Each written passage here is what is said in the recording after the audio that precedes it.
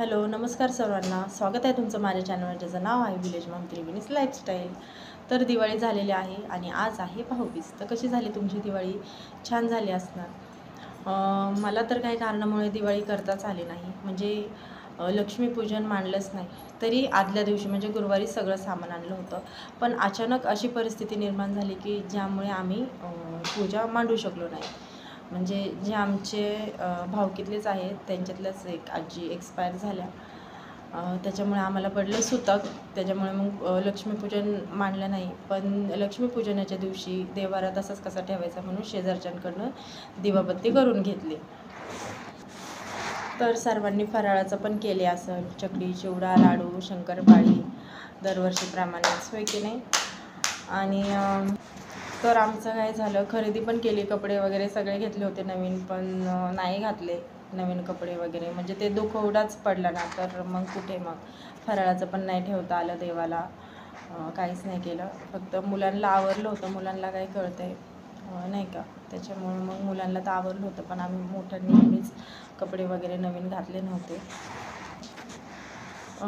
खूप म्हणजे कसं तरी वाटत होतं. मला तर दरवेळेस लक्ष्मीपूजन मांडण्याची ती उत्सुकता असते आणि असं किती ते छान सुबक दिसेल हाच प्रयत्न असतो. त्यासाठीच मी आदल्या दिवशीच गेलते मार्केटमधून. आदल्या दिवशी सगळे खरेदी करून आणले होते. पण काही नाही, बरं ठीक आहे, पुढच्या वर्षी बघू, करूया छान पूजा. ह्या वर्षी नाही जमली तर. दिवाळीची साफसफाई म्हणा, भांडी घासणं वगैरे, ती परत लावणं, सगळं एकटीलाच मला करावं लागतं. दुसरं कोणाचा मदतीचा हात नाही आहे. त्याच्यामुळे स्वतःच ते पोटमाळे वगैरे सगळं झटकून पुसून त्याच्यानंतर लगेच भांडी घासली आणि त्याच्या आधी बिछाना वगैरे हे सगळं एकटीला करावं लागतं.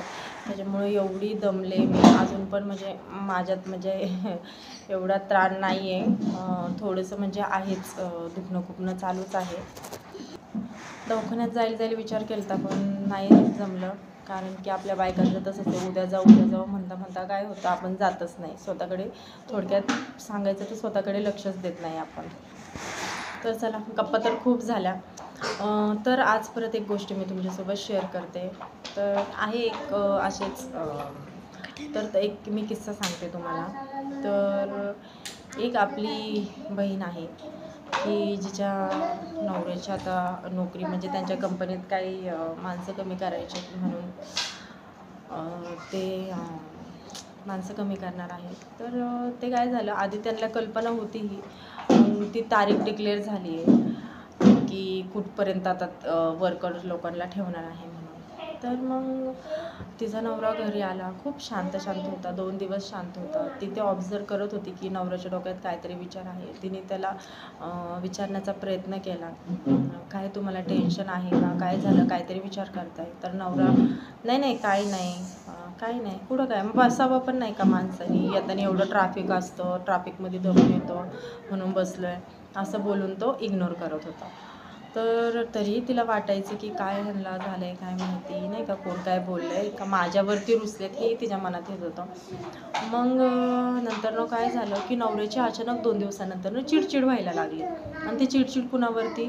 तिच्यावरती, बाकी कोणावरतीच नाही.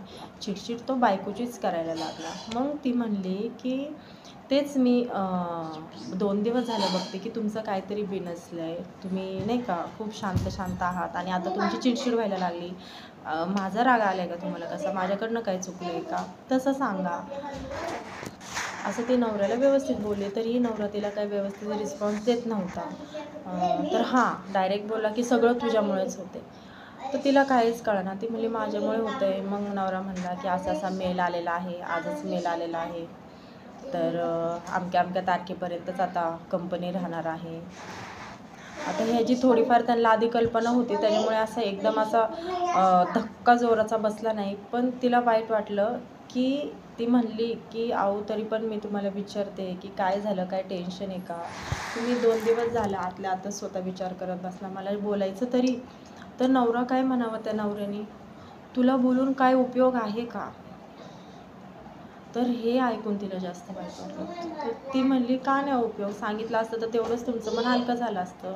तर तो नवरा म्हणला की काय फायदा आहे तुला सांगून, तुला उपयोग काय आहे सांग. ती म्हणली अहो तुम्ही ही गोष्ट बाहेर तर सांगितलीच असेल ना, मित्रांना म्हणा ह्यांना म्हणा, मग तसंच तुम्ही मला सांगायचं ना, मीही तुमची काहीतरी समजूत काढली असती. काहीतरी आपण शेवटी मार्ग तर कोण काढणार आहे, कुटुंबातलेच व्यक्ती काढणार आहेत ना डिस्कशन करून. मग ती म्हणली त्याला नका टेन्शन घेऊ, होईल सगळं ठीक. ते सगळं झालं नाही का, की प्रपंच असला, कुटुंब असलं की कुठलाही माणूस बसून राहू शकत नाही. एक कंपनी बंद पडली तर तो दुसऱ्या कंपनी ट्राय करणारच.